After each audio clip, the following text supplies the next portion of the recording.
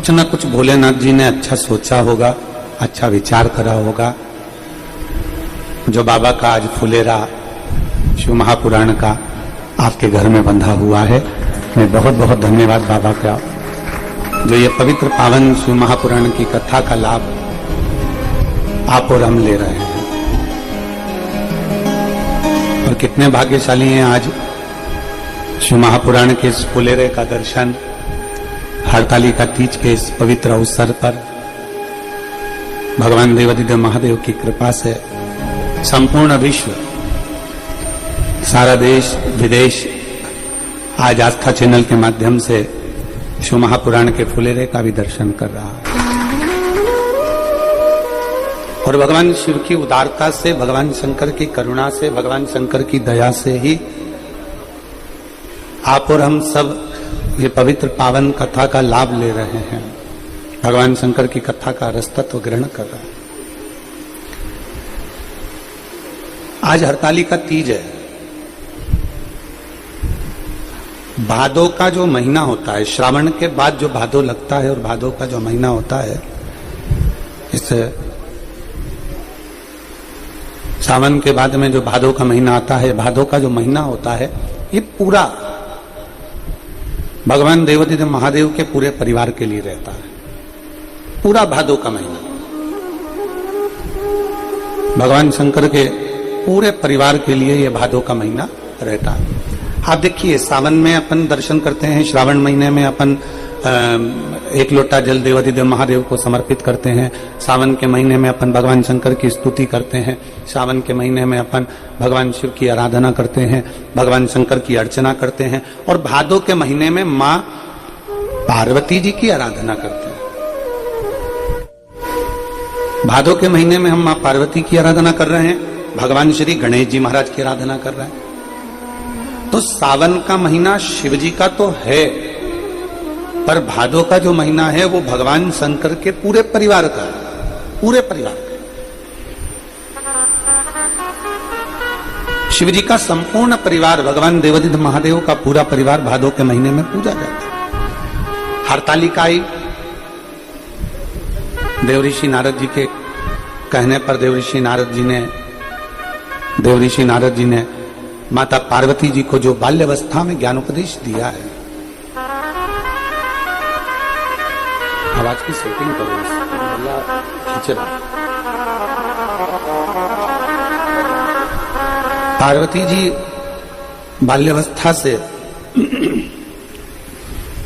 जी बाल्यावस्था से भगवान शंकर की आराधना में देवऋषि नारद जी के कहने पर लगे। देवऋषि नारद जी के कहने पर माता पार्वती जी भगवान शंकर की आराधना कर रही है।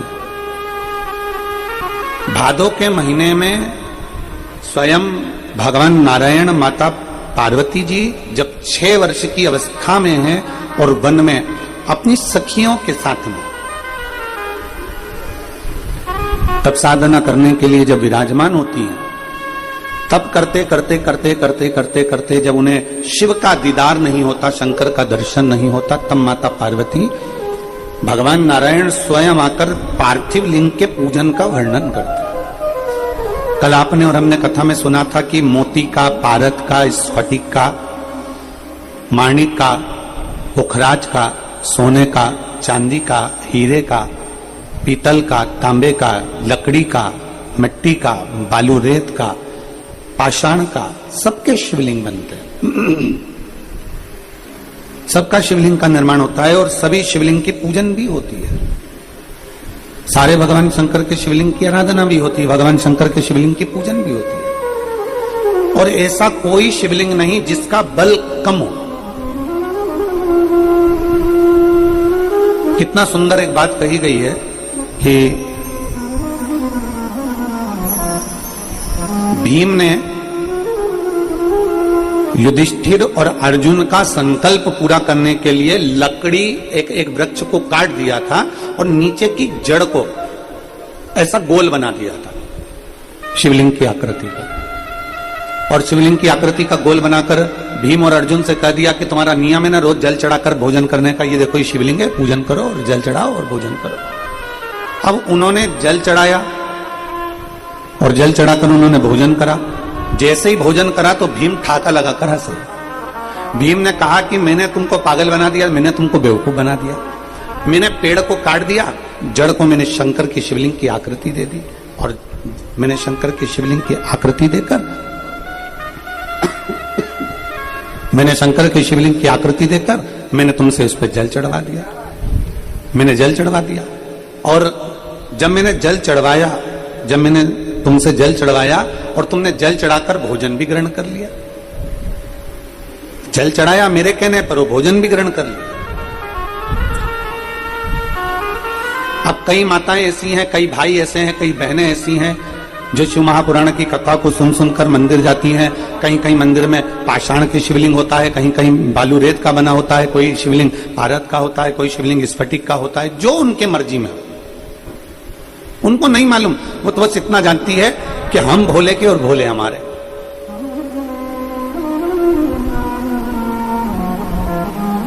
कई कई माताएं कहती हैं, गुरुजी हम जिस मंदिर में जल चढ़ाने जाते हैं वहां का जो शिवलिंग है उसकी दिशा पूरब में, कोई कह देता है पश्चिम में है, कोई कह देता है दक्षिण में है, कोई कह देता है उत्तर में है, कोई कहता है हमको मालूम ही नहीं कि हम जिस मंदिर में जल चढ़ा रहे हैं उसकी दिशा किस ओर है। क्या हम मंदिर में जल चढ़ा रहे हैं और भगवान शंकर हमारे जल को स्वीकार कर रहा है? क्यों नहीं करेगा? भगवान शिव उसको स्वीकार क्यों नहीं करेगा? भगवान शंकर क्यों ना स्वीकार करेगा? बस क्या चाहिए? भगवान शंकर ये नहीं देखता कि तुम भगवान शिव को क्या दे रहे हो। मेरे ओघड़दानी, मेरे शंकर भगवान तो कहते हैं कि निर्मल मन सो मोहि पावा, मोहि छल छिद्र कपट ना भावा। तुम दिल से, हृदय से मुझे जो चढ़ा रहे हो मैंने उसको स्वीकार करा। कल कथा में कहा था कडप का चरित्र।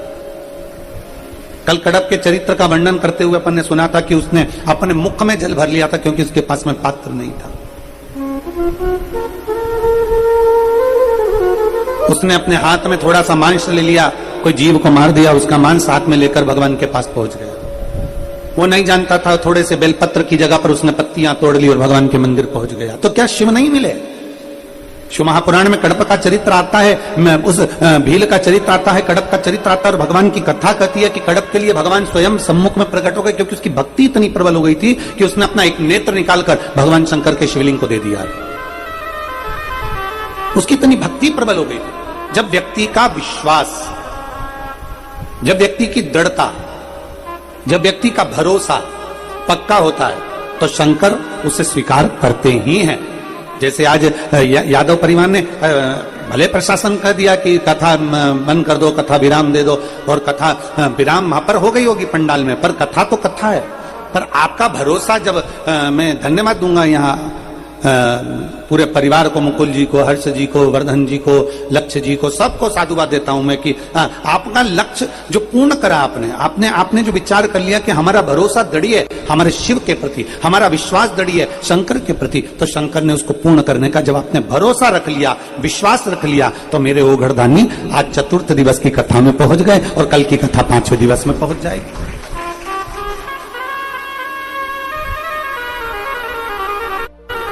बस केवल भाव से आप उसको आमंत्रित करें। एक बीच में एक भजन आया था, लोगों ने बहुत गुनगुनाया, अपने अपने स्टेटस पे भी लगाया, अपने अपने मोबाइल पे भी लगाया कि मेरी कुटिया के भाग खुल जाएंगे जब घर में राम आएंगे। और कई कई जीजी ऐसी भी थी जो किसी मेहमान के आने से मुंह फुला लेती थी, किसी कब देवरानी का बच्चा उसके कमरे में चले जाए तो मुंह फुला लेती थी, जेठानी का बच्चा आ जाता तो मुंह फुला लेती थी, माता पिता बुजुर्ग घर में आ जाते तो मुंह फुला लेती थी। उसने भी स्टेटस लगाया था कि मेरी कुटिया के भाग खुल जाएंगे जब घर में राम आएंगे। माता पिता घर में आते हैं तो मुंह फूल जाता है, और राम जी आएंगे तो कुटिया के भाग खुल जाएंगे।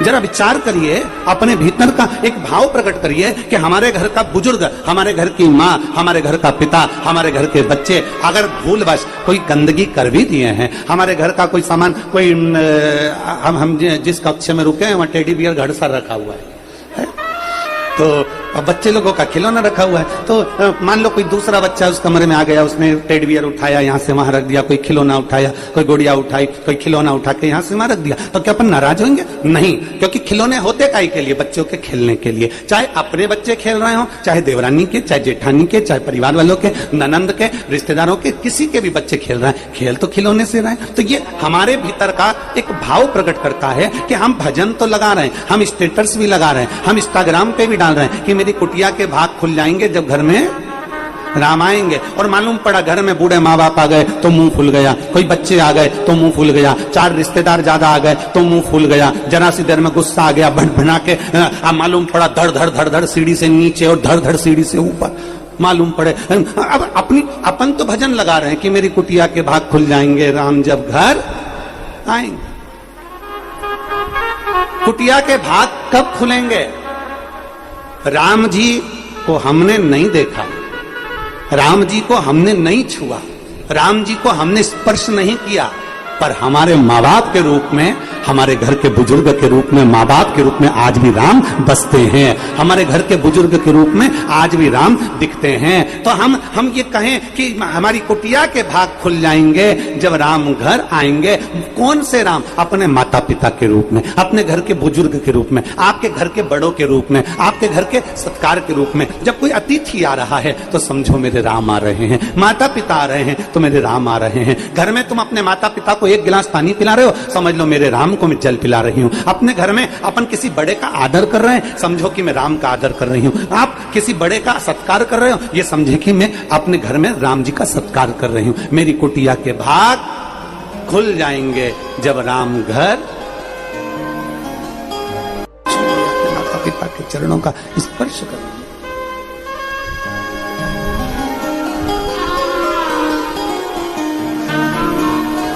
शिव पुराण कह रही है, भगवान शंकर का चरित्र कह रहा है, भगवान शंकर का संवाद कह रहा है। पार्वती मैया 6 वर्ष की अवस्था में है, देव ऋषि नारद के कहने पर तप साधना करने बैठ गई हैं, पर पार्थिव लिंग का निर्माण करना नहीं जानती। आप जिस भाव से भगवान शंकर के शिवलिंग का निर्माण कर रहे हो, आज हड़तालिका तीज है, मेरी जीजियां निराहार, बिना जल के, थूक भी अंदर नहीं निकलती, बिना जल के पूरी रात आज पूजन करती हैं। पूरी रात, पूरी 4 पहर की पूजन वो पूरी रात करती हैं, पूरी रात।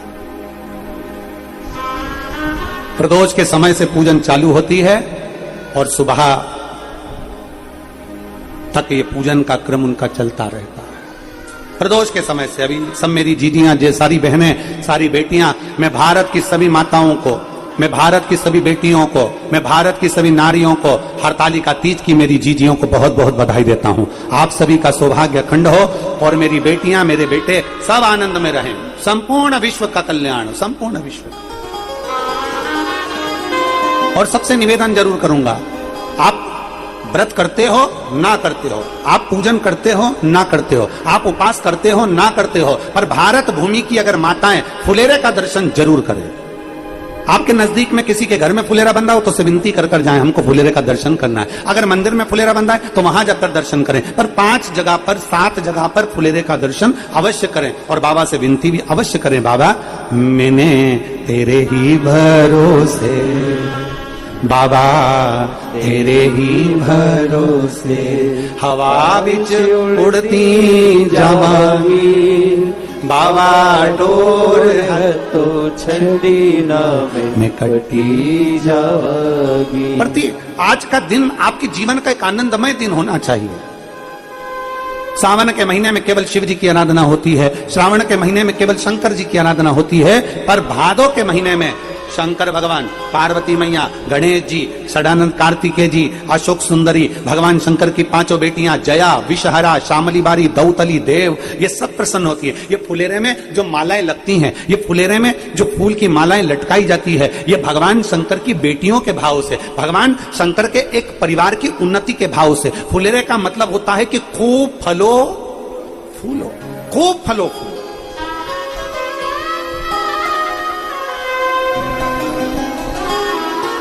जितना आनंद ले सकते हो उतना जीवन का आनंद लो। आनंदमय अपने जीवन को जीने का प्रयास करिए। हम आधे से ज्यादा चिंता में पड़कर अपने जीवन के आनंद को खो बैठते हैं, अपने जीवन के आनंद को खो बैठते हैं। एक लड़के ने भरी सभा में चिल्लाकर कह दिया, मैं कुतुब मीनार को सिर पे रखकर मुंबई लेकर जा सकता हूं। किसको? जम के बोलो जरा। कुतुब मीनार। मैं कुतुब मीनार को सिर पर रखकर मुंबई लेकर जा सकता हूं दिल्ली से। मीडिया के पास बात पहुंच गई, पूरे विश्व में खबर पहुंच गई और मीडिया वाले उस लड़के के पास पहुंच गए कि तुमने संकल्प लिया है, तुम कह रहे हो, तुमने वचन दिया कि मैं कुतुब मीनार को सिर पर रखकर मुंबई तक लेकर जाऊंगा। क्या ये सच है? सत्य है? मीडिया वालों ने पूछा तो लड़के ने कहा बिल्कुल सत्य है, बस उठाकर कोई को सिर पे रखना पड़ेगा। बिल्कुल सत्य है, पर कोई उठाकर मेरे सिर पर रखे तो मैं लेकर चले जाऊं। मीडिया वालों ने कहा ये तो पागल बना दिया, वापिस चलो, वापिस चलो।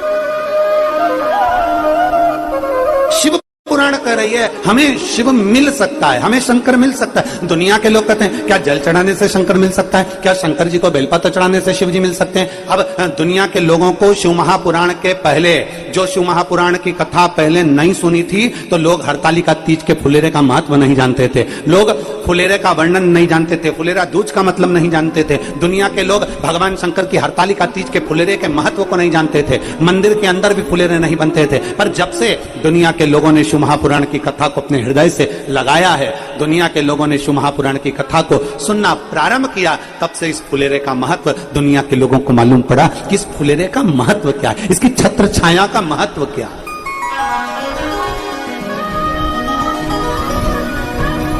एक छत्र छाया का महत्व क्या होता है?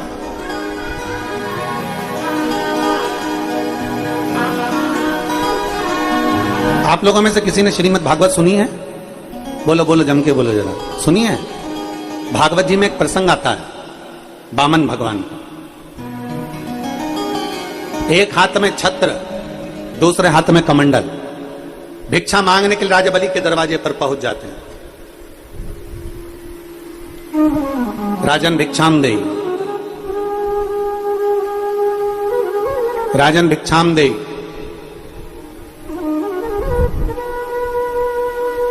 राजा बलि को सूचना मिल जाती है, भिक्षा देने के लिए आते हैं।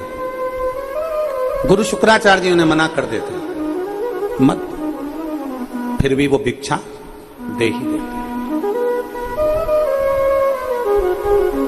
वामन भगवान से माता लक्ष्मी जी ने एक प्रश्न किया भगवान नारायण से, जरा समझिएगा, श्रीमद् भागवत का बड़ा सुंदर भाव। माता लक्ष्मी जी ने वामन भगवान से, भगवान नारायण से एक प्रश्न किया कि आप भिक्षा मांगने के लिए जा रहे हो, कमंडल लेकर जा रहे हो, यहां तक तो ठीक है, पर ये छत्र भिक्षा मांगने के लिए छत्र की क्या जरूरत है? ये छत्र की क्या जरूरत पड़ गई जो भिक्षा मांगने के लिए आप छाता लेकर जा रहे हो?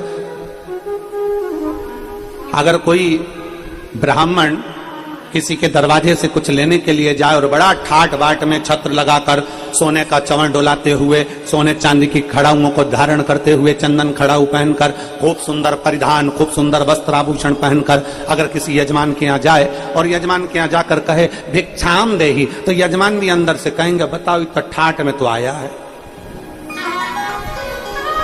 इतना ठाट में आया है, इतनी महंगी महंगी गाड़ी से उतर रहा है, इतना महंगा महंगा ठाट है, इतना बड़ा मोबाइल कटे हुए सेवफल का, एप्पल का चला रहा है, और मालूम पड़े तो भी भिक्षा मांगने के लिए आ रहा है। अब उसके भीतर एक भाव प्रकट कि ये कैसा, तुम लक्ष्मी जी ने भगवान नारायण से कहा कि आप भिक्षा मांगने के लिए जा रहे हो, आप भिक्षा लेने के लिए जा रहे हो राजा बलि के दरवाजे पर, एक हाथ में तुम्हारे कमंडल चलेगा, दूसरा बाजू में चटाई रखी है वो भी चलेगा कि आसन पे बैठना है, पर ये छत्र लेकर जाने की क्या जरूरत है? भगवान नारायण मुस्कुरा दिए और भगवान विष्णु ने मुस्कुरा कर कहा लक्ष्मी ये छत्र मैं अपने लिए लेकर नहीं जा रहा हूं, ये छत्र मैं अपने लिए लेकर नहीं जा रहा हूं। तो छत्र किसके लिए लेकर जा रहे हो? छत्र किसके लिए लेकर जा रहे हो?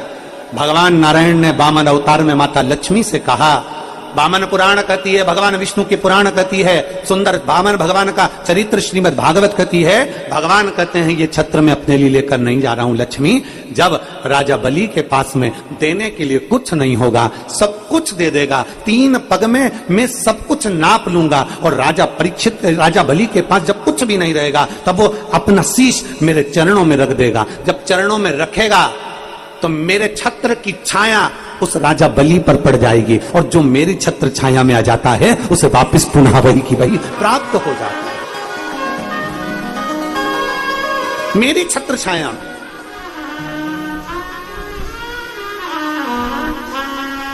भगवान गिरि गोवर्धन नाथ जी की परिक्रमा करने के लिए दुनिया के लोग जाते हैं। मेरे कांता नाथ जी की परिक्रमा करने के लिए लोग चित्रकूट जाते हैं, कामतगिरी बाबा की। द्रोणार्थ की परिक्रमा करने के लिए स्वयं काशी में जाते हैं, 5 कोस। भगवान जब हम परिक्रमा करने के लिए जाते हैं तो हमारे मन में यह भाव आता है कि गिरिराज जी की परिक्रमा क्यों, गोवर्धन नाथ जी की परिक्रमा क्यों, पूरा भारत का व्यक्ति गिरिराज बाबा की परिक्रमा करने के लिए जाता है। क्यों? तो क्योंकि वो भगवान कृष्ण ने अपनी उंगली पर धारण करा, छत्र बनाकर धारण करा, और सारे ब्रजवासियों से, सारे जीवों से कह दिया कि तुम इसकी छाया में आ जाओ। जब तुम इसकी छाया में आ जाओगे तो मेरी छत्र छाया में आ जाओगे, और मेरी छत्र छाया में आ गए तो तुम्हें सब कुछ प्राप्त हो जाएगा। हम क्यों कहते हैं कि शिवालय जाइए, फुलेरे का दर्शन करिए, 1 लोटा जल चढ़ाइए, भगवान शंकर का गुणगान करिए, शिवालय जाओ। हम क्यों कहते हैं? मंदिर अपने क्या घर में नहीं है? क्या घर में शंकर नहीं है? क्या घर में शिवलिंग नहीं है? पर फिर भी हम कहते हैं कि मंदिर जरूर जाओ। घर में शिवलिंग है, घर में आराधना कर रहे हो, घर में पूजन कर रहे हो, पर मंदिर जरूर जाओ। क्यों जाओ मंदिर? क्या घर में शंकर जी नहीं है? क्या घर में शिवलिंग नहीं है? हमारे सोसाइटी के मंदिर में क्यों जाए हम? वो तो अभी विराजमान हुआ, 2 साल पहले ही मंदिर बना, 3 साल पहले ही मंदिर बना। भले कुछ भी हो पर मंदिर तक जाओ। तेरे मंदिर में आना मेरा काम है और मेरी बिगड़ी बनाना तेरा काम है। हम तेरी चौखट तक आ ही गए, मुझे दर्श दिखाना तेरा काम। हम जाएं उसकी चौखट तक, हम पहुंचे उसके दरवाजे तक।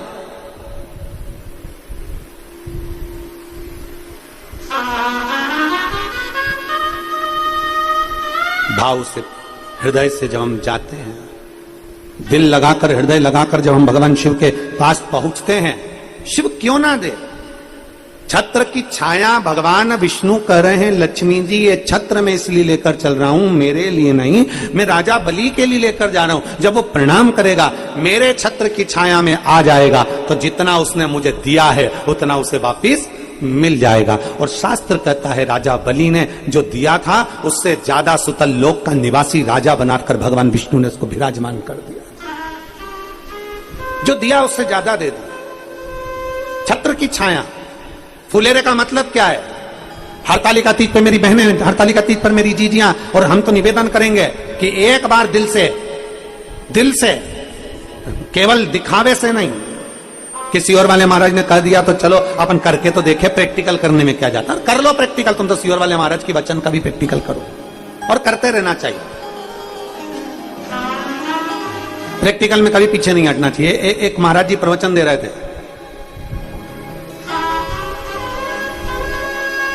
प्रवचन देते देते उन्होंने कह दिया मदिरा नहीं पीना चाहिए, शराब नहीं पीना चाहिए। शराब पीने वाला व्यक्ति गटर में पड़ा होता है, नाली में पड़ा होता है।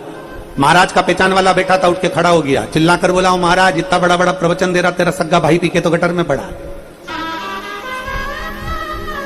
तू इतना बड़ा बड़ा प्रवचन दे रहा है, तेरा सग्गा भाई पी के नाली में पड़ा, तू हमको ज्ञान दे रहा है, अपने भाई को क्यों नहीं देता? महाराज जी को क्रोध नहीं आया, मुस्कुराकर बोले, भैया देखो मैं भी प्रवचन दे रहा हूं, मेरा भाई भी प्रवचन दे रहा है, मैं मुंह से समझा रहा हूं, मेरा भाई प्रैक्टिकल करके दिखा रहा है। अब मर्जी तुम्हारी है कि तुम समझोगे कैसे, मन तुम्हारा है, तुम उसको धारण करोगे कैसे, तुम अपनी चित्तवृत्ति में कैसे उतारोगे, ये तुम्हारे ऊपर। कई लोग कहते हैं हम एक बार करके तो देखें, आखिर सियोर वाला महाराज बोला है तो करके तो देखें। हम कहे कैसे भी जाओ, तुम जाओ तो सही। जब उसकी छत्र छाया में उसके फुलेरे का दर्शन करने के लिए जाओगे, उसके पुष्प का दर्शन करने के लिए जाओगे, तो हरतालिका तीज के दिन हम कहें भादो सावन का महीना केवल शिव का है, भादो का महीना मेरे शंकर के पूरे परिवार का है। जब हरतालिका तीज का फुलेरा बनता है उसके दूसरे दिन गणेश जी आ जाते हैं, गणेश जी के बाद रिद्धि सिद्धि आ जाती है, रिद्धि सिद्धि के बाद स्वयं षडानंद कार्तिक आ जाते हैं, षडानंद कार्तिक के बाद में नारायण लक्ष्मी को लेकर दिवाली के टाइम आ जाते हैं। ऐसा शरद पूर्णिमा की चंद्रमा आ जाती है, अमृत तत्व बरसने लगता है। हरतालिका तीज के बाद त्योहार क्यों चालू होते हैं? भादो की हरतालिका तीज के बाद में हस्त नक्षत्र के बाद ये त्योहार क्यों चालू होते हैं? क्योंकि भादो के महीने में जो फुलेरे का दर्शन कर लेता है तो उसके घर में बुद्धि के देव गणेश, उसके घर में रिद्धि सिद्धि, उसके घर में लक्ष्मी नारायण, उसके घर में स्वयं देवता सब आकर विराजमान होना चालू हो जाते हैं। ये फुलेरे का महत्व है। बस दिल से बांधो, दिल से प्रार्थना करो, दिल से निवेदन करो। हर कोई जाए जो काशी में मेरा पैगाम ले जाए, कोई जाए जो काशी में मेरा पैगाम ले जाए। ये कहना डमरू वाले से तुम्हारी साथी में, ये कहना डमरू वाले से तुम्हारी साथी में। मैं खुद तो आ नहीं सकता, मेरा पैगाम ले जा। कोई जाए जो काशी में मेरा पैगाम ले जा। ये कहना काशी वाले से, ये कहना सीहोर वाले से तुम्हारी याद आती जाए जो काशी में मेरा पैगाम ले जाना। एक भाव अपने भीतर प्रकट करिए, एक भाव की निर्मलता अपने भीतर प्रकट करिए, और जब एक भाव हमारे भीतर प्रकट हो जाएगा तो शिव तत्व क्यों ना मिलेगा, शंकर क्यों ना मिलेगा। आप फुलेरे का दर्शन कर रहे हो, उसकी छत्र छाया में बैठे हो, एक पुष्प का दर्शन कर रहे हो। अर्थात हम जब मंदिर में जाएं, हम हरतालिका का दर्शन करने के लिए जाएं, हरतालिका तीज के फुलेरे का दर्शन करने के एक भाव लेकर जाओ, एक अटल विश्वास लेकर जाओ, एक दृढ़ता लेकर जाओ, एक भरोसा लेकर जाओ। बिना भरोसे के परमात्मा के पास जाओ। मानो तो मैं गंगा मां हूं, ना मानो तो बहता पानी। आप मानोगे तो गंगा है ना, आप मानोगे नहीं तो फिर वो गंगा कहां असर करेंगी महाराज, बहता हुआ पानी। आपके ऊपर निर्भर करता है कि हम शिव को कैसे प्राप्त कर सकते हैं, आपके ऊपर निर्भर करता है हम शंकर को कैसे प्राप्त कर सकते हैं। 6 वर्ष की अवस्था है माता पार्वती जी की, बाल्यावस्था, छोटी सी अवस्था, नहीं जानती पार्थिव लिंग का निर्माण कैसे करना है, ये उनको नहीं आता।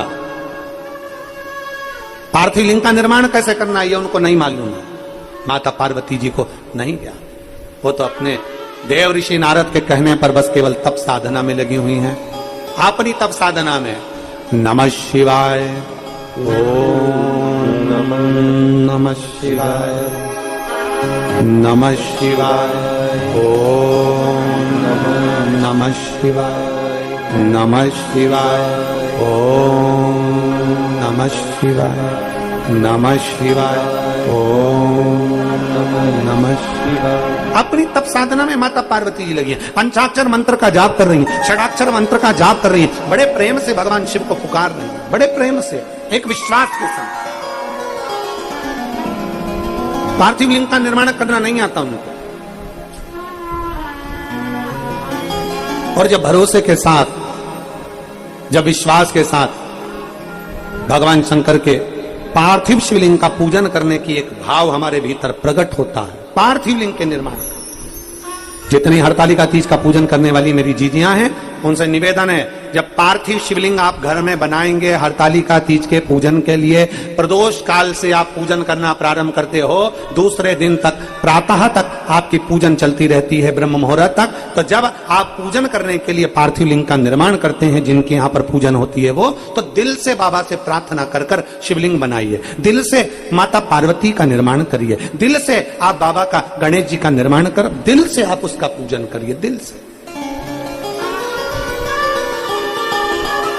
किनको लेकर गई थी माता पार्वती जी? हरतालिका तीज का कथा कहती है, जब पार्वती जी अपने घर से गई थी, भगवान विष्णु के साथ देवऋषि नारद ने हिमालय राज जी को कहकर कह दिया था कि पार्वती का विवाह नारायण के साथ कर दो। पार्वती को जैसे ही मालूम पड़ा, पार्वती जी अपना घर छोड़कर चली गई। अपनी दो सहेलियां थी साथ में, दो सखी,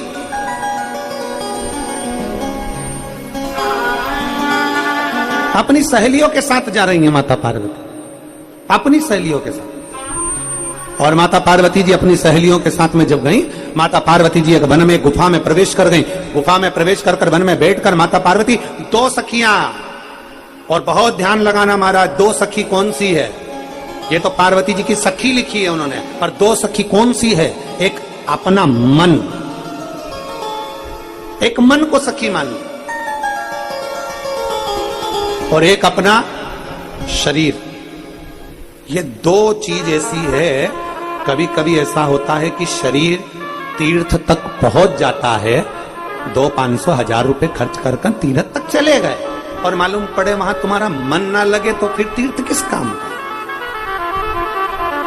सखी दो, कभी भी तीर्थ करने जाओ, गंगा नहाने जाओ, मंदिर दर्शन करने जाओ, भगवान शंकर के फुलेरे का दर्शन करने जाओ, हरतालिका का दर्शन करने जाओ, चाहे तुम भगवान शंकर के मंदिर में 1 लोटा जल चढ़ाने जाओ, तुम्हारा दिल करे तुम मंदिर में जाओ, पर निवेदन इतना है कि उसके साथ जाना जिसका दिल शंकर में लगता है। मालूम पड़े मोटरसाइकिल पे मम्मी ने कहा कि बेटा मुझे शंकर जी के मंदिर ले चल, और मोटरसाइकिल की जो भट चालू हुई, उतनी देर में उसका मुंह चालू हुआ, क्या मम्मी क्या ढोंग में लगी हो, क्यों सियोर वाले के चक्कर में पड़ी हो, क्यों तू पागल हो गई?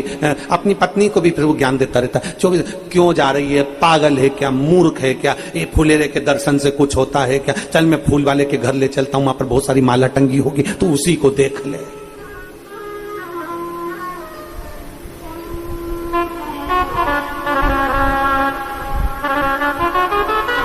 एक जो जिनकी आदत होती है ना कुछ कहने की, होता है। एक पति पत्नी बैठे हुए थे,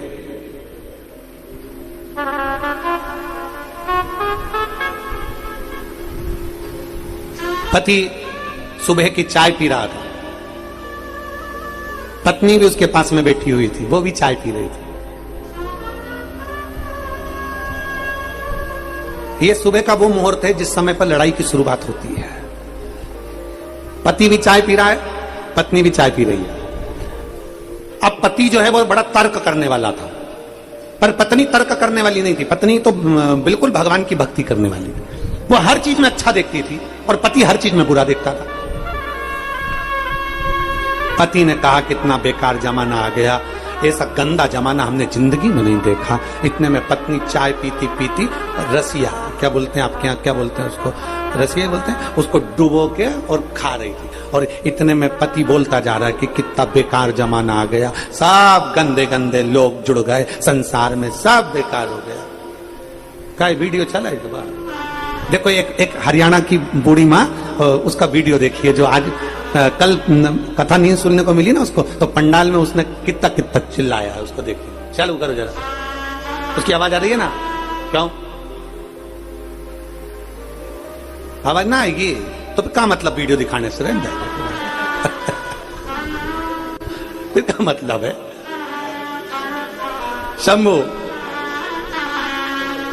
श्री शिवाय नमस्तुभ्यम, शिव तत्व है। तो अब अपन अपनी कथा पर चले। जब चालू होगी आवाज माता जी की तब देखेंगे। हो चालू है।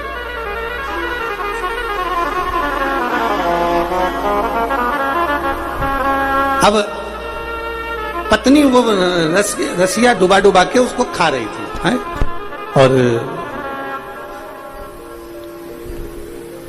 पत्नी रसिया डुबा डुबा कर उसको खा रही। अब पति बोला कि सब बेकार जमाना है, सब बेकार, सब बेकार, सारा बेकार जमाना है। बहुत पति फिर चिल्लाकर बोला, बड़ा बेकार जमाना आ गया, बड़ा बेकार जमाना आ गया। पत्नी बोली, काय का बेकार, इतना जोरदार जमाना है, आज के जमाने जैसा तो कुछ भी नहीं है, कुछ भी नहीं। पहले परिवार इतना बड़ा रहता था, अब छोटा हो गया। पहले के समय में कितना परेशानियां होती थी, घर में पानी टपकता रहता था, अब सब अच्छा हो गया। पहले जाने आने के साधन नहीं थे, अब सारे साधन हो गए। पत्नी सब में अच्छा देख रही, पॉजिटिव, और पति हर एक में नेगेटिव। इतने में पति को आ गया, अब जो बोली और वो डोला, ये बोली और वो डोला। अब पति को आ गया गुस्सा। अब पति तो तर्क करने वाला, कहला क्या बेकार हो गया, आज के जमाने में जिसका भला करो वही जूता मार कर जाता है, आज के जमाने में जिसका अच्छा करो वही गलत करके जाता है। पत्नी ने कहा ऐसा नहीं होता, सब अच्छा होता है, अपने भाग्य से होता है। इतने में पति ने कहा देख, अब पति ब्रेड पे मक्खन लगा रहा था खाने के लिए। अब मक्खन लगाते लगाते लगाते पत्नी से बोला, देख जितना अच्छा करो ना आज के जमाने में उतना बुरा होता है। देख मैंने इस ब्रेड में मक्खन लगाया है ना, अगर ये ब्रेड नीचे गिरी ना तो मक्खन के बल पे गिरेगी। मतलब अपन तो अच्छा कर रहा है, मक्खन लगाया, उसके बाद ब्रेड गिरेगी तो मक्खन के बल पे गिरेगी। इतने में पत्नी ने बोला, नहीं नहीं ऐसा नहीं होता कि मक्खन के बल पे गिरेगी, मेरा मन कहता है कि ये मक्खन ऊपर रहेगा, ब्रेड नीचे रहेगी। देखो बूढ़ी माँ ने जो भगवान को प्राप्त करने के लिए वन में जाता है, जंगल में जाते हैं, तीर्थ में जाते हैं। स्त्री को कहीं जाने की जरूरत नहीं, वो अपने घर में रहकर बुजुर्ग माता पिता का आदर करते हुए, उनकी सेवा करते हुए, बच्चों का भरण पोषण करते हुए भगवान की भक्ति अगर 2 क्षण की भी कर ले तो उसको परमात्मा मिल जाए। 2 क्षण की भक्ति में भी परमात्मा प्राप्त हो। 2 क्षण।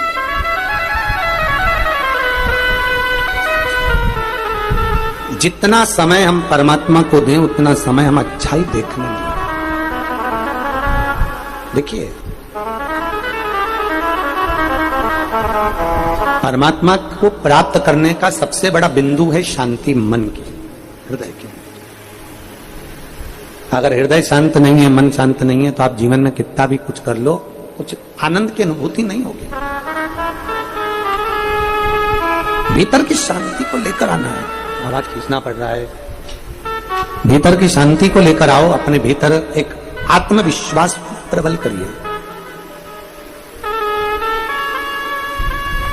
अपने भीतर एक भरोसे को, एक दृढ़ता को, एक विश्वास को प्रबल करिए।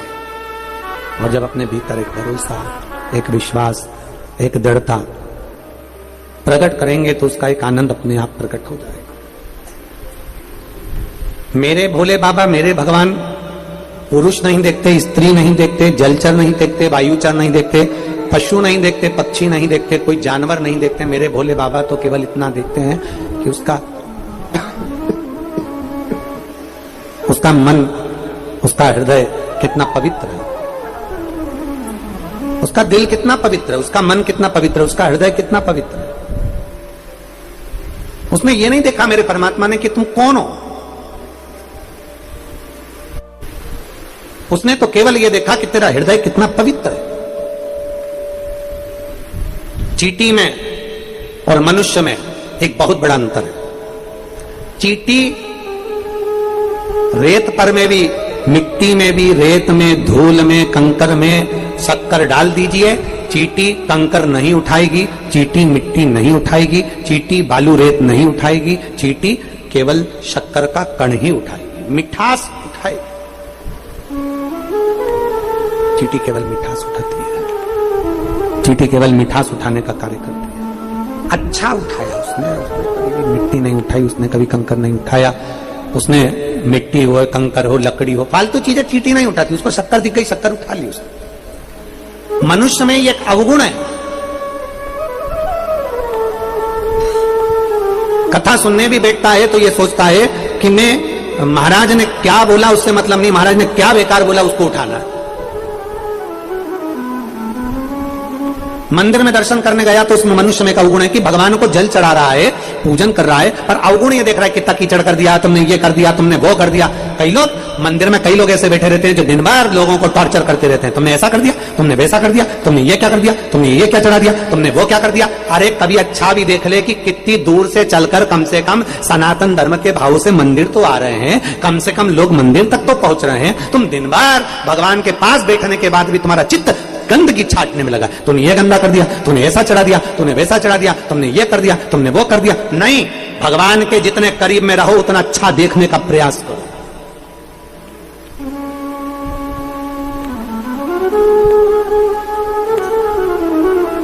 कितना बड़ा संवाद है। एक व्यक्ति बाबा महाकाल का दर्शन करने जाता था, रोज प्रतिदिन जाता था, और खोटा सिक्का महाकाल के मंदिर में चढ़ा कर जाता था। खोटा सिक्का जो नहीं चलता वो चढ़ा के जाता।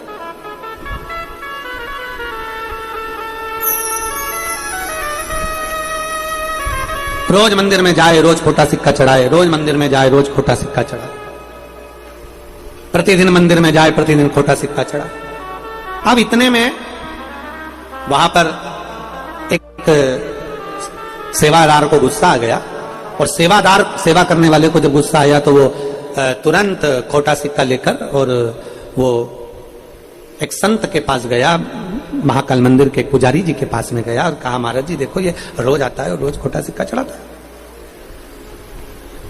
रोज खोटा सिक्का चढ़ाता है। पुजारी जी मुस्कुरा दिए, महाकाल मंदिर के पंडित जी मुस्कुरा दिए और मुस्कुराकर बोले, कोई बात नहीं, खोटा सिक्का चढ़ाने वाले को ये मालूम है, खोटा सिक्का चढ़ाने वाले को ये ज्ञात है, उसको मालूम है कि जो दुनिया में कहीं नहीं चल सकता वो महाकाल के पास चल सकता है, इसलिए वो खोटा चढ़ाकर जाता है। जो दुनिया में कहीं ना चले, जो दुनिया में कहीं ना चल रहा है वो महाकाल के पास चल रहा है, मेरे शंकर के चरणों में चल रहा है, मेरे शिव के करीब में चल रहा है। कैसा भी हो शिव को समर्पित। अब जलचर हो, थलचर हो, वायुचर हो, आकाश का पक्षी हो, पशु हो, जानवर हो, कैसे हो, परमात्मा के मंदिर में कथा सुनने बैठे हो तो ये विचार कर बैठना कि मुझे अच्छा ही ग्रहण करना है। कथा में जो महाराज जी बोले अच्छा अच्छा बोले कि शंकर के मंदिर कैसे जाना है, पूजन कैसे करना है, फुलेरा का दर्शन कैसे करना है, क्या करना है, ये मुझे अच्छा ही ग्रहण करना है। कई लोग कथा में बैठकर भी कथा में से कुछ बुराइयां छाटते रहते हैं। चींटी से ये हमको सीखना है, मनुष्य में ये सबसे बड़ा अवगुण है कि वो अच्छाई को छोड़ देता है और बुराई ग्रहण कर लेता है। चींटी मिट्टी में से भी शक्कर का कण ढूंढ लेती है, चींटी रेत में से भी, बालू में से भी शक्कर निकाल लेती है। अर्थात चींटी को मालूम है कि गंदा मुझे छोड़ देना है, बेकार मुझे छोड़ देना है और मुझे अच्छा ग्रहण करना है, अच्छा ग्रहण। मेरा निवेदन है आज हरतालिका तीज के अवसर पर जितनी मेरी जीजियां व्रत रखी हो ना रखी हो, जितने मेरे भाई, जितने मेरे जीजा, मेरी बेटियां, मेरी माताएं, मेरे भाई जितने कथा श्रवण कर रहे हैं, उनसे निवेदन है आज से संकल्प ऐसा ले लो कि हम जब भी भगवान के मंदिर जाएंगे हमें बुराई नहीं देखना। हम शिव के शिवालय में जा रहे हैं, हमें बुराई नहीं देखना। हम कथा में बैठ रहे हैं, हमें बुराई नहीं देखना। हम शिव पुराण में गए, हमें बुराई नहीं देखना। हमें गंदगी नहीं देखना, हमें अच्छाई देखना, अच्छाई देखना। दुनिया के लोग, मैं इस कथा के माध्यम से कहना चाहूंगा वर्धन जी, दुनिया के लोग दूसरी कथाओं में अगर कहीं गए हों तो उनको बैठने के लिए सोफा, कालीन सब देखा जाता है, पर जब शिव महापुराण की कथा होती है पंडाल लगता है बड़ा बड़ा, पंडाल पूरा भरा जाता है, बाहर रोड पर लोग बैठते हैं, ग्राउंड में लोग बैठते हैं, अपना बिछाने का साथ लाते हैं, अपना छाता साथ लाते हैं, अपनी पानी की बोतल साथ लाते हैं। वो ये नहीं देखते कि मैं कहां बैठा, उसको तो लगता है कि मैं शंकर के करीब में हूं, मैं शिव के सामने हूं, मैं शंकर के पास में हूं। उसे कोई फर्क नहीं पड़ता कि वो कहां बैठा। उसकी मूलता है मेरा शंकर, उसकी मूलता है शिव महापुराण का पंडाल, उसकी मूलता है शंकर तत्व को, शिव तत्व को प्राप्त करना। और हम धन्यवाद देंगे गुड़गांव के, इस गुरुग्राम के, हरियाणा के सभी श्रोता भाई बहनों को। भले तुम्हें पंडाल में बैठने का मौका नहीं मिला हो, और कल की कथा में वर्धन जी कहे हैं कि योग बनेगा और बाबा बुलाएगा तो फिर वापिस बड़े से बड़े स्तर पर शिव महापुराण की कथा इस गुरुग्राम में होगी। और इतना बल आपको वर्धन जी को देना है, इतना बल देना है कि वो आगे चलकर इसी शिव महापुराण की कथा करवा सके, यादव परिवार की कथा को फिर आयोजित कर सके। इतना बल आपको प्रदान करना कि वो कथा हो। और हम निवेदन करेंगे आने वाले समय में जो कथाएं हैं, जैसे ये कथा तो 3 तारीख से 7 तारीख तक कल पूर्ण हो जाएगी, सुबह 8 बजे से 11 बजे तक कथा ऑनलाइन यहाँ कथा होगी मंडप में, और दिखाने में टीवी पर वही 1 बजे से 4 बजे तक होगी। और उसके बाद में 12 तारीख से 18 सितंबर तक सीहोर में जो हमारी गादी की कथा होती है वो कथा अग्रवाल धर्मशाला में होगी। वहां इतनी जगह नहीं, इसलिए उसको ऑनलाइन नहीं करते हैं और ना वो टीवी पर आती है, बस पंडाल में वही अग्रवाल धर्मशाला में होती है, जिसका समय 2 बजे से 5 बजे तक रहता है। फिर 20 तारीख से 24 सितंबर तक कांटा पुरीडीही कुकरेल धमतरी छत्तीसगढ़ में 5 दिवसीय श्राद्ध पक्ष में कथा रहेगी। श्राद्ध में ही दूसरी कथा 26 सितंबर से 2 अक्टूबर तक नांदगांव नासिक महाराष्ट्र में होगी, जहां के आमदार, जहां के विधायक महोदय इस कथा को कराएंगे। शिव महापुराण की कथा जहां तुम्हारे नजदीक में हो, और ये 16 श्राद्ध की जो कथा है, इसमें निवेदन है कि जो लोग कथा के पंडाल में आ रहे हैं या मंडप में आ रहे हैं वो अपने साथ अपने पूर्वजों का फोटो भी ला सकते हैं और उस कथा को श्रवण करें। और यह संकल्प विटले सेवा समिति ने व्यास गादी ने लिया है कि 16 श्राद्ध में 16 ही दिन जहां जहां कथा है श्राद्ध की, सब जगह पर समिति की ओर से भी भंडारा चलेगा। और उस भंडारा को समिति नहीं, आप सबको मिलकर चलाना है जो टीवी चैनल के माध्यम से कथा को श्रवण कर रहे हैं। आपका सहयोग चैनल के माध्यम से प्राप्त हो और उस भंडारे को आप और हम सब मिलकर चलाएं। 16 दिन तक श्राद्ध पक्ष में खूब भाव से जितने शिव भक्त कथा सुनने आए सबका मुंह झूठा हो, आपके कण मात्र से भी वो मुख झूठा हो, बड़े प्रेम से कथा। भगवान देवादिदेव महादेव का पवित्र चरित्र। और एक निवेदन है, 16 श्राद्ध में एकम तिथि हो, दूज तिथि हो, 30 तिथि हो, चतुर्थी हो, पंचमी हो, छठ हो, सप्तमी हो, जिनके पूर्वजों की जो भी तिथियां उस समय पर पड़ेंगी, उन तिथियों में प्रतिदिन 2 दिन में 1 दिन आपको जो आप मिसकाल दे रहे हैं, उस मिसकाल पर आपको एक मैसेज हर 2 दिन में पहुंचेगा श्राद्ध पक्ष का, कि अगर हमारे यहाँ पर कोई विघ्न आ रहा है, श्राद्ध पक्ष में कोई जीव चले गया अचानक और उसका कोई दोष हमारे यहाँ बताया, काल सर्प दोष बताया या पितृ दोष बताया या वास्तु दोष बताया, तो उसका हल कैसे कर सकते हैं श्राद्ध पक्ष में। हर 2 दिन में एक मैसेज आपके पास पहुंचेगा, जो आप मिसकाल दे रहे हैं उस मिसकाल पर आपको, केवल आप मिसकाल देंगे मतलब मोबाइल से आपने फोन लगाया, एक बटन बजेगा और वो बंद हो जाता है, मिसकाल हो जाता है आपका। आपको उसमें एक मैसेज आएगा व्हाट्सएप पर, फिर आपको सूचना आना हर 2 दिन में प्रारंभ हो जाएगी। मिसकाल नंबर जितने लोग टीवी पर देख रहे हैं वो मिसकाल कर सकते हैं, 74338। फिर वापिस 74338, ये मिस कॉल नंबर है जिस पर आप मिस कॉल देंगे तो आप समिति से जुड़ जाएंगे और आपको सूचनाएं आना प्रारंभ हो जाएगी। तो शिव महापुराण की कथा करें, भगवान शंकर का चरित्र करें, एक विश्वास के साथ शिव से जुड़े। हम जब मिट्टी के ढेर में शक्कर पड़ी होती है और चींटी केवल मिठाई को ही चुनती है, शक्कर के कण को ही चुनती है, आप जब भगवान की भक्ति में जाएं तब भगवान की केवल चरणारविंद को ही चुने, भगवान की पवित्र कथा को ही चुने, भगवान की भक्ति को ही चुने, भजन। और खाली ना जाता कोई दर से तुम्हारे, खाली न जाता कोई दर से तुम्हारे, मैं भी खड़ी हूँ नन्हे बाहे पसारे, अपने हृदय से लगा लो गिरा जा रहा हो, उठा लो भोले अपने दर से अब तो न डालो, गिरा जा रहा हो, उठा लो। भगवान से दिल से प्रार्थना करोगे, निवेदन करोगे, विनती करोगे तो शिव स्वीकार करेगा। अच्छा देखो, अच्छा देखिए, जितना अच्छा देख सकते हो उतना अच्छा देखने का प्रयास करिए, जितना अच्छा देख सकते हो उतना अच्छा देखने का प्रयास करिए, जितना अच्छा देख सकते। मां कपिल देव महाराज ने अपनी माता से कहा, मां पुरुष स्त्री का भेद शिव में नहीं है, भगवान में नहीं है। पुरुष अगर वन में जाकर संत बनकर, साधु बनकर, सन्यासी बनकर भगवान को वन में जाकर पा सकता है, स्त्री वन में जाकर पा सकता है, तो स्त्री अपने घर में रहकर बुजुर्गों की सेवा कर कर, बच्चों का भरण पोषण कर कर प्राप्त कर सकती है।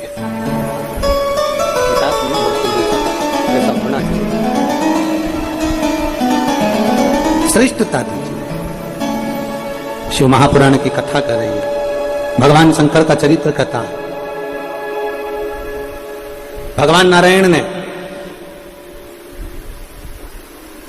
मां पार्वती जी को पार्थिव शिवलिंग का निर्माण करवाना सिखा दिया, पार्थिव शिवलिंग। और पार्थिव शिवलिंग का निर्माण करना माता पार्वती जी पार्थिव शिवलिंग का निर्माण करना जब सिखाया, और पार्थिव शिवलिंग का निर्माण जब भगवान शंकर के शिवलिंग का एक प्रतिबिंब का निर्माण जब माता पार्वती जी ने किया, मां जगत जननी ने किया, पहला पार्थिव शिवलिंग का निर्माण जैसे ही मां जगत जननी ने करा, 33 कोटि देवताओं ने फूलों की वृष्टि करना प्रारंभ कर दी। चारों तरफ आनंद ही आनंद समाहित हो गया। कहते हैं कि ये फुलेरा जो है, ये 33 कोटि देवता जो फूल की वृष्टि कर रहे हैं, ये फुलेरा 33 कोटि देवता जो पुष्प बरसा रहे हैं, 33 कोटि देवता जो पुष्प दे रहे हैं, ये फुलेरे का दर्शन वो 33 कोटि देवताओं के पुष्प के भाव से प्रकट हो जाता है। पुष्प के भाव से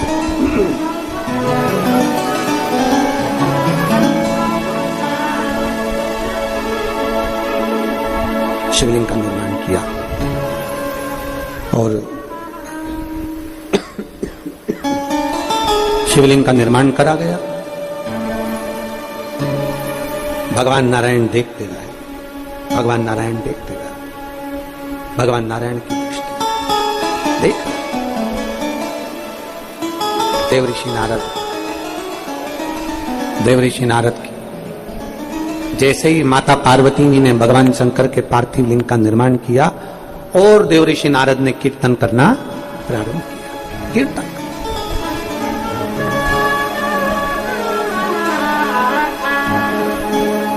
पार्वती जी पहली बार पार्थिव शिवलिंग का निर्माण करी और उसको देखकर स्तुप्त हो गए। उनकी 2 सहेलियां उनके साथ में हैं, देख रही हैं, स्तुप्त हैं, देख रही हैं, बोल कुछ नहीं रही। देवऋषि नारद रात्रि में खूब कीर्तन कर रहे हैं, सारी अप्सराएं आ गई, गंधर्व आ गए, सारे देवता। भगवान नारायण ने लक्ष्मी को बुला लिया, ब्रह्मा जी ब्रह्माणी को बुला लिया, इंद्र इंद्राणी को बुला लिया, 64 सारी देवियां, 64 योगनियां, सारी विद्याएं। प्रथम शिवलिंग का पार्थिव लिंग का निर्माण हुआ, तब सारी विद्याएं सम्मुख में आकर कीर्तन कर।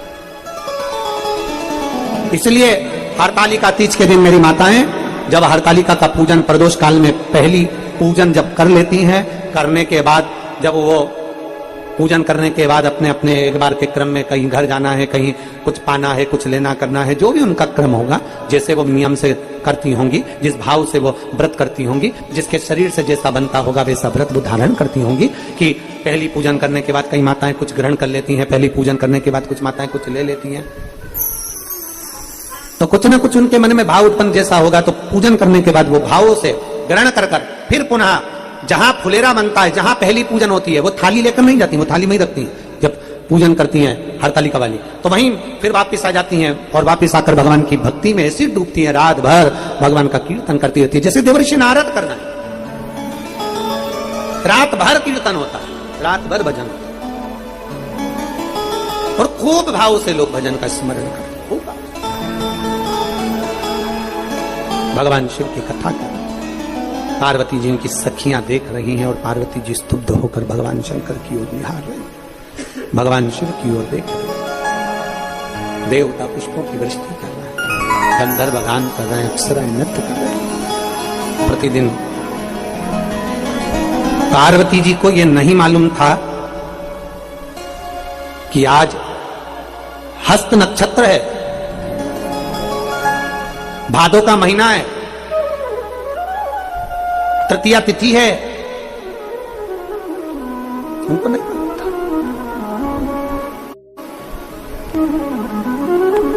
सुंदर शुक्ल पक्ष है, उनको नहीं मालूम था। वो तो भगवान की सेवा में तब साधना में इतनी डूबी थी कि उनको कुछ ज्ञात ही नहीं था, पर देवताओं ने सहयोग प्रदान करा। अचानक अगर फुलेरा, अचानक अगर पार्थिव, अचानक अगर आपके घर में बन रहा है, आज भूलवश हरतालिका के दिन भूलवश आप शंकर के शिवालय तक पहुंच गए हो, तो कहीं समझना कि शिव की बड़ी कृपा हुई है, शंकर की बड़ी कृपा हुई। मेरे भोलेनाथ ने बड़ी दया कर दी, मेरे शंकर भगवान ने बड़ी करुणा कर दी, मेरे शंकर ने बड़ी कृपा करी है, बड़ी दया करी, मेरे शिव ने बड़ी कृपा करी, और पूजन हुई।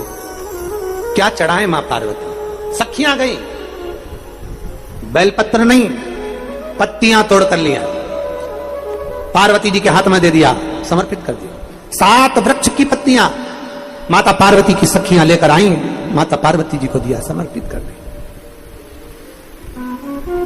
दौड़कर जल लाई, पार्वती जी को दिया, जल समर्पित कर दिया। और बड़े भाव से श्रवण कर रही हैं आनंद के साथ। भगवान नारायण, भगवान विष्णु, भगवान नारायण बड़े भाव के साथ में पार्वती जी को भगवान शंकर के पार्थिव लिंग पूजन का महत्व समझा रहे हैं। पार्थिव लिंग पूजन का महत्व समझा रहे हैं। भगवान शिव, देखिए हरतालिका तीज की कथा कहती है कि शंकर पार्वती को यह कथा सुनाते हैं, और शिव महापुराण की कथा करी है भगवान नारायण माता पार्वती को यह वर्णन कर रहे हैं कि पार्थिव लिंग का महत्व क्या है। जब पार्वती जी भगवान शंकर के करीब में विराजमान हो गई, जब उनकी पत्नी हो गई, अर्धांगिनी हो गई, उनके बाजू में जाकर वामंग पर विराजमान हो गई, तब शिव जी ने कहा पार्वती तुम मुझे कैसे प्राप्त करी हो, तुम्हें मालूम है तुमने कितना तप साधना करा, तुमने कितना व्रत किया, तुमने क्या करा। ये तो बात की कथा है, पर उसके पहले की कथा यह है कि जब पार्वती जी छोटी अवस्था में थी, पार्वती जी जब बाल्यावस्था में थी, माता पार्वती जी जब बाल्यावस्था में थी, तब भगवान नारायण ने उन्हें पार्थिव लिंग का निर्माण पूजन करना बताया और उसका एक आनंद सुख बताया। एक आनंद, ये आपके ऊपर निर्भर करता है कि आप किस नेत्र से परमात्मा को देख रहे हैं। लैला मजनू का चरित्र पढ़ा है आप लोगों ने? लैला सुंदर थी कि मजनू सुंदर था?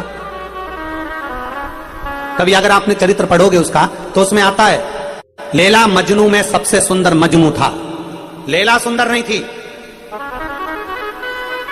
बिल्कुल सुंदर नहीं थी, एक अक्षर की भी वो सुंदर नहीं थी, रत्ती भर भी इतनी बेकार दिखती थी कि मजनू के घर के लोग उससे कहते थे क्यों उसके चक्कर में पड़ा है, और दूसरी बच्ची मिल जाएगी, अच्छी लड़की मिल जाएगी, उससे शादी कर देंगे तेरी। माने नहीं, नहीं मैं नहीं मानता, मैं तो उससे प्रेम करता हूं, मैं तो उससे स्नेह करता हूं, मैं उससे ही शादी करूंगा। पूरे नगर के लोगों ने कहा, पूरे गांव के लोगों ने, पूरे नगर के लोगों ने कहा कि लैला सुंदर नहीं है, मजनू छोड़ दे उसको। पर नहीं, मैं तो इतने में एक व्यक्ति ने आकर पूछा तूने क्या लैला में देख लिया जो इतनी बदसूरत भी तेरे को सुंदर दिख रही है? तो मजनू कहता है कि मैं नहीं बता सकता, मेरी निगाह से कोई लैला को देखे कि लैला कितनी सुंदर है। उसी तरह शिव पुराण कहती है कि आपकी निगाह शंकर जी के प्रति कैसी है, आपका दिल कैसा है। आप शंकर को अपना पिता मानती हो, आप शंकर को अपना बाबा मानती हो, आप शिव को अपना पिता मानती हो, बाबुल मानती हो, और आप दिल से शंकर को रिझाती हो। आपके अंदर शंकर के प्रति कितना भाव है। और घर के और भी लोग होंगे जिनका शंकर के प्रति भाव नहीं होगा, वो कहेंगे तुम क्या जानती हो, तुम क्या कर रही हो, क्यों जल चढ़ा रही हो, क्यों बेलपत्र चढ़ा रही हो। तो उनसे कहना तू एक बार मेरी निगाह से शंकर को देख कर देख कि शंकर मेरा है क्या। अपनी निगाह से देख, अपनी निगाह से, अपनी दृष्टि से जब हम देखेंगे तो हमें समझ में आएगा कि हमारा शिव क्या है, हमारा शंकर क्या है। दुनिया के लोग कहते हैं शंकर अच्छे नहीं, दुनिया के लोग कहते हैं जल मत चढ़ा, दुनिया के लोग कहते हैं बेलपत्र मत चढ़ा, कोई दुनिया के लोग कहते हैं कि जल चढ़ा हुआ मत पियो, कोई कहते कि श्री शिवाय नमस्तुभ्यम मत बोलो, कोई कहे कि ये तो मंत्र नहीं, ये तो ये नहीं, ये तो वो नहीं। दुनिया के लोग कहते रहेंगे, पर उनसे कहना मैंने जब से जपा है तब से मेरा शिव ने कृपा करी है, मैंने जब से जल चढ़ाया है तब से मेरे शंकर ने कृपा करी है। ये समझो, हमारी दृष्टि से देखो कि शंकर क्या है। हमें दूसरे की दृष्टि से, मतलब दुनिया तो कह रही है कि अच्छी नहीं है लैला, पर मजनू से तो पूछो कि लैला कितनी सुंदर है। मजनू कहता है कि लैला तू तो देवलोक की सारी अप्सराएं तेरे सामने फीकी है, देवलोक की सारी अप्सराएं फीकी हैं। मजनू कह रहा है लैला से, और लैला अफ्रीका की दिखती थी। वो इतना स्वरूप उसका था कि मजनू से कहते हैं, मजनू से कह रहे हैं कि मजनू लैला सुंदर नहीं है, छोड़ दे उसको। मजनू कहता मेरी दृष्टि से देखो। उसी तरह दुनिया के लोग आपसे कहें श्री शिवाय नमस्तुभ्यम मत बोलो, दुनिया के लोग कहें भगवान को जल मत चढ़ा, उससे कह देना तेरी दृष्टि अलग है, मेरी दृष्टि अलग है। तू जिस निगाह से देखता है कथा को, तू जिस निगाह से सुनता है शिव पुराण को, उसमें केवल तू बुराई ढूंढता है। और मैं जब भी सीहोर वाला महाराज को कथा श्रवण करने के लिए टीवी के सामने बैठती हूँ, मैं उसमें से अच्छाई ग्रहण करती हूँ, क्योंकि मेरी दृष्टि में शिव अच्छा है, मेरी दृष्टि में संसार अच्छा है, मेरी दृष्टि में शंकर अच्छा है। तो हमारी दृष्टि में, मजनू की दृष्टि में लैला सुंदर है, और एक भक्त की दृष्टि में भगवान भोलेनाथ सुंदर है, अति सुंदर है। कर्पूर गौरम करुणावतारम संसार सारम भुजगेन्द्र सदा वसंतम हृदय नमामि। शिव सुंदर हैं, अति सुंदर हैं, उनके बराबर कोई नहीं, अति सुंदर।